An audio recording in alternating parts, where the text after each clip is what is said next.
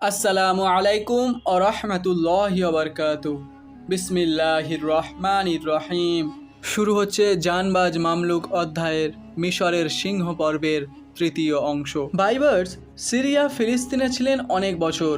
তিনি পরিকল্পনা করলেন মঙ্গোলদের বিরুদ্ধে মঙ্গোলদের কৌশলেই লড়াই করা হবে।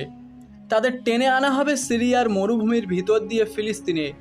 সেখানে তাদের ধোঁকা দিয়ে নিয়ে আসা হবে পাহাড়ি অঞ্চলে, যেখানে মঙ্গোলরা এনভেলপিং ট্যাকটিক্স ব্যবহার করতে পারবে না। এই সময়ে মিশরের বিজ্ঞানীরা নিয়ে এলেন এক নতুন অস্ত্র, মিদফ, মধ্যযুগীয় হ্যান্ড ক্যাননের আদি পুরুষ।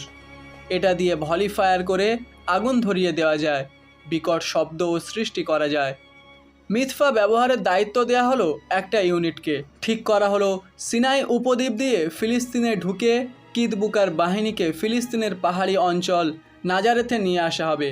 তাদের চ্যালেঞ্জ করা হবে সেপ্টেম্বরের তীব্র গরমে, যখন মঙ্গোল ঘোড়ারা আরবের উত্তাপে হাঁপাতে শুরু করবে। আগস্টের মাঝামাঝিতে বাহিনী নিয়ে বেরিয়ে পড়লেন সুলতান সাইফুদ্দিন কুতুজ।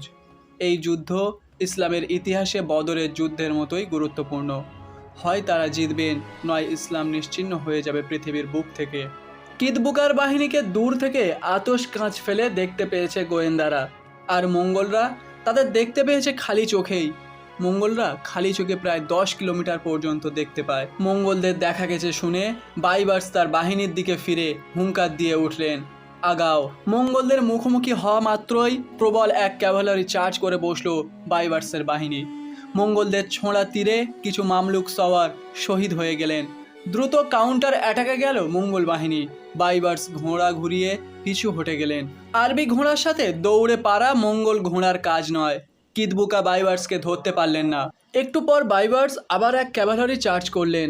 আবার পিছু ধাওয়া করলেন কিতবুকা। আবারও ফসকে গেলেন বাইবার্স। এভাবে বেশ কয়েক দফা আক্রমণ পাল্টা আক্রমণের পর বিরক্ত হয়ে কিতবুকার সিদ্ধান্ত নিলেন বাইবার্সকে তাড়া করে ধরবেন, তারপর শেষ করে ক্ষান্ত হবেন। ধারে কাছে কোথাও আর কোনো মুসলিম ফৌজ দেখা যাচ্ছিল না, তাই এই সিদ্ধান্ত নিতে কিতবুকার খুব বেশি দ্বিধায় ভুগতে হয়নি। বাইবার্স মঙ্গলদের টেনে নিয়ে গেলেন আইন জালুতের পাহাড়ি এলাকায়।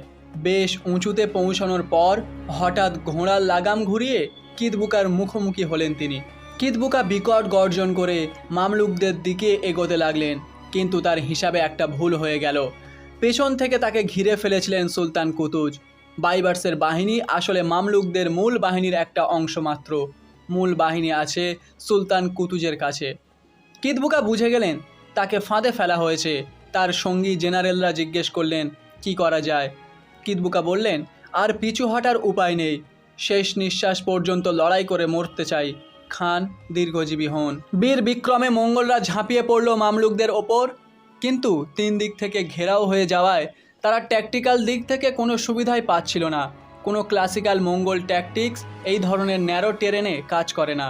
ফলে যুদ্ধ পরিণত হলো রক্তাক্ত হাতাহাতি লড়াইয়ে। কিতবুকার প্রচণ্ড হামলায় মামলুকদের লেফট উইং ভেঙে গেল।